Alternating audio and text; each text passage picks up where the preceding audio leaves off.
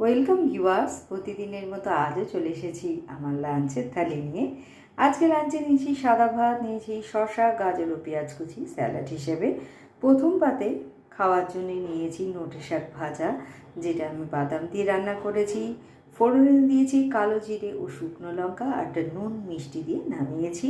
নিয়েছি দুটো পটল ভাজা, তার সাথে খাবার জন্য নিয়েছি পাতলা ডাল, যেটা আমি 5 ফোড়ন ও শুকনো লঙ্কা ফোড়ন দিয়ে করেছি। তারপরে নিয়েছি চিকেনের একটা লাল ঝোল। চিকেনটাকে আগে দই, আদা, পেঁয়াজ, রসুন বাটা দিয়ে ম্যারিনেট করে রেখে তারপরে আমি রান্নাটা করেছি, আর নামানোর সময় একটু গরম মশলা দিয়ে নামিয়েছি। আর শেষ পাতে নিয়েছি সর্ষে শুকনো লঙ্কা ফোড়ন দিয়ে আমের টক। তো কেমন লাগলো আপনাদের আমার এই লাঞ্চের থালিটা? ভালো লাগলে লাইক, শেয়ার এবং সাবস্ক্রাইব করবেন আমার চ্যানেলকে। Thank you for watching.